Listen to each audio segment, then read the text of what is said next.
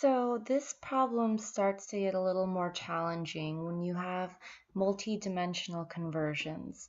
Now, this next problem wants you to convert 18.2 kilometers squared to acres. Just to give you an idea of the conversion just in general, just to relate it to real life, for those of you who aren't familiar with the term acreage, it's a term used to describe large pieces of land.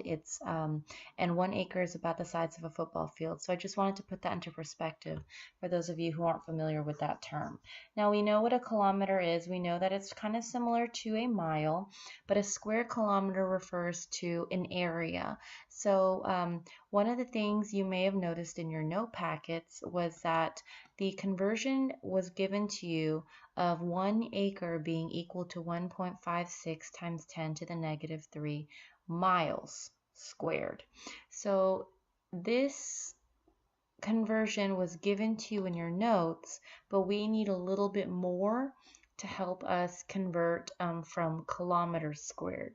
So on the next slide, I'm going to start from the beginning. I just wanted to put this into perspective to make that real world connection. So when we convert 18.2 kilometers squared to acres, we realize that the number piece is our given, and we want acres, and we already know that from the note packet, 1 acre is equal to 1.56 times 10 to the negative 3 miles squared. So when you're starting to think about all of your ratios, you want to try to link up miles to kilometers, because we already have a conversion from acres to miles. We need to link up miles to kilometers in one or more ratios.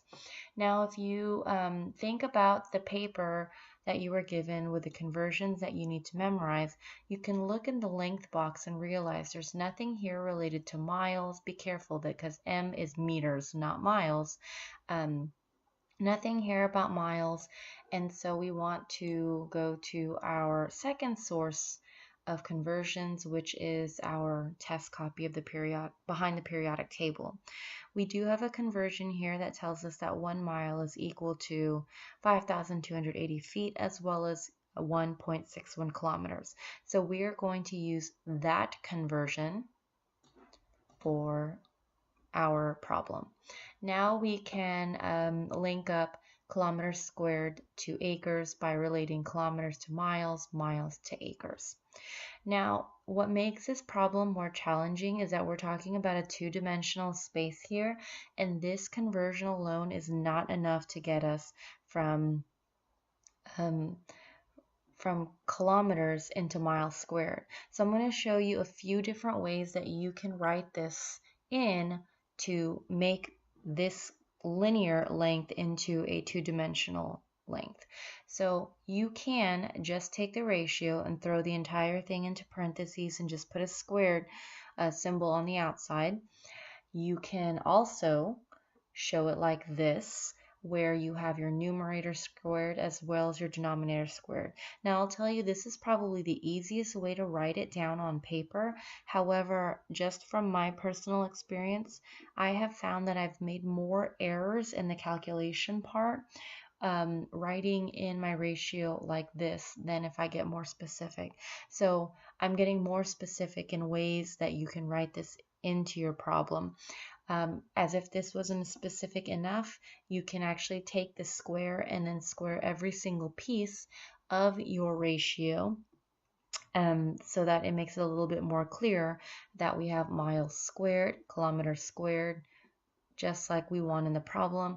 But you can take this even one step further and you can actually show it like this: 1 mile times 1 mile over 1.61 kilometers times 1.61 kilometers. Personally, I have the tendency to show it this way. I have just found that I've made the least amount of errors writing it this way or even this way, just because when you're trying to fight for every point on a test, on a quiz, you want to make sure that you're not putting yourself in a situation where there's an error that can be made. So I just try to show as much work as possible when I'm working on a dimensional analysis problem. So let's see how we can use one of these because they all mean the same thing. We're going to start with the given, the 18.2 kilometers squared. I need my kilometers to cancel out with kilometers diagonally. So I'm going to take this denominator piece, and I'm going to put it in the denominator. Remember, we want our units to cancel out diagonally in all dimensional analysis problems. Since the other side of the ratio is 1 mile times 1 mile, that's going to go in my numerator. And now I'm going to take this ratio. The 1 acre is equal to 1.56 times 10 to the negative third power miles squared. And miles cancel out with miles diagonally. And since my other side of the ratio is 1 acre, that goes in the numerator. Remember, in all dimensional analysis problems, everything above and below each other represents a ratio. And the way you figure out where the ratio goes is make sure that your units cancel out diagonally. So now what I can do is I can go ahead and calculate my answer. In my calculator, listen very carefully. I can type, actually just watch very carefully first. I can type 18.2 divided by 1.61 divided by 1.61 divided by 1.56. Hit that EE button, -3. I can type that all into my calculator at once, and this is the answer that should come from your calculator. Now, because the given has 3 significant figures, I want to make sure to round this answer to 3 significant figures. I would count 1, 2, 3, and there are 2 things I can do here. I can either put a line above the 0, or I can make sure to show this in scientific notation. Now, because this number is greater than 999, remember our little rule of thumb introduced to you in the very beginning of the packet. Anytime you have a number over 999, it is preferable that you show the number in scientific notation. But I think I jumped ahead of myself a little bit. Let's make sure our units cancel out diagonally. Kilometers squared cancels out with this kilometer squared. Miles squared cancels out with this miles squared, leaving me with 1 acre. That's our unit. And here's our final answer with those 3 significant figures in scientific notation, like I mentioned earlier. You want to make sure that you have the correct sig figs. You want to make sure that you have the correct unit. On your quiz, I am going to be looking for making sure that you have correct sig figs as well as the correct unit of measurement in your answer.